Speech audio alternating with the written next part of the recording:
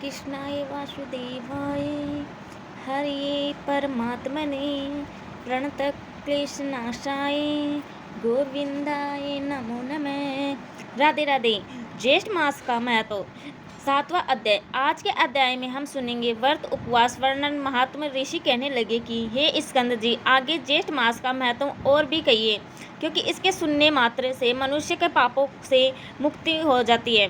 स्कंद जी कहने लगे कि इस मास में उपवास करने से भगवान विष्णु अत्यंत प्रसन्न होते हैं, इसीलिए इस मास में उपवास व्रत करना चाहिए, क्योंकि मास उपवास व्रत 1,00,000 उपवास के समान होता है। 1 मास पर्यंत उपवास करना, प्रातःकाल स्नान करना, जितेंद्रिय रहना अथवा स्कंद मूल फल खाकर रहना, पृथ्वी पर शयन करना, किसी का बुरा न सोचना, नृत्य सोच और आचार से युक्त रहना, सत्य वचन बोलना और प्रसन्न रहना चाहिए, अथवा कृष्ण पक्ष के एकम से लेकर त्रयोदशी पर्यंत मदमोह आलस्य को त्याग कर व्रत करना चाहिए।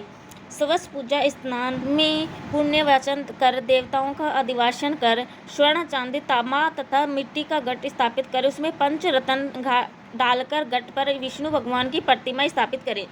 विष्णु भगवान की प्रतिमा शंख चक्र और गदा से युक्त हो। स्वर्ण की प्रतिमा लक्ष्मी जी के गरुड़ से युक्त हो। अपने गृह सूत्र के अनुसार प्रथम ब्रह्मांड मंडल देवता की स्थापना करें। 4 द्वार से शोभित पुष्पों का मंडप बनाएं। केला के स्तंभ से युक्त करें और विधिवत प्रकाश तोरण से युक्त करके मंडप के मध्य भाग में भगवान विष्णु को स्थापित कर अनेक उपचारों से पकवान, पायस, खांड और दही मिला भात, ऋतु के पुष्प, नारियल, फल, धूप, दीप, तांबुल और अन्य सुगंधित वस्तुओं से भगवान का पूजन करें। रात्रि को पुराणों की कथा श्रवण करें, जागरण करें और हरि के भक्तों से कीर्तन कराएं। गीत वाद निर्दोष से आधी रात तक समय व्यतीत करें। प्रातःकाल होने पर नदी में स्नान करें।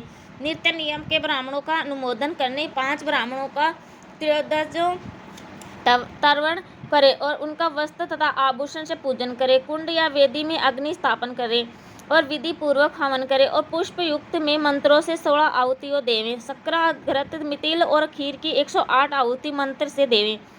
पश्चात पूर्णाहुति हवन शेष हवन को समाप्त करें। ऋषियों को दक्षिणा देकर गायों का दान दें।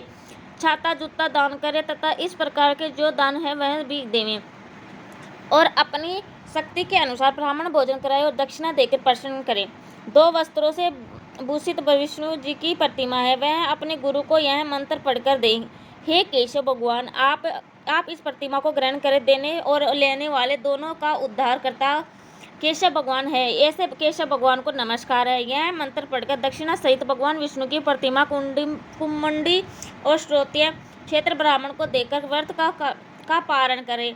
जो मनुष्य जब तितल में इस दुर्लभ व्रत को करते हैं वे शोक और मोह से छुटकारा अवश्य ही मनवांछित फल प्राप्त करते हैं। इस व्रत को 13 वर्ष पर्यंत करके व्रत को संपूर्ण सिद्धि के लिए अति दुर्लभ उत्पादन करें। सबसे पहले तो सहपत्नी 13 ब्राह्मणों के निमंत्रित करके उनका वस्त्र आभूषण पूजन करें और 13 गायों का दान करें, जो कि वस्त्र भूषण और वस्त्रों से युक्त हो। बलवान और बहुत दूध देने वाली गायों के साथ यथाशक्ति दक्षिणा देकर ब्राह्मणों की भूयसी दक्षिणा देवे। अपनी प्रवृत्ति के अनुसार पर्वोत्पत्ति हवन आदि कर्म करें। श्रेष्ठ विष्णु के व्रत के किसी प्रकार की कंजूसी न करें।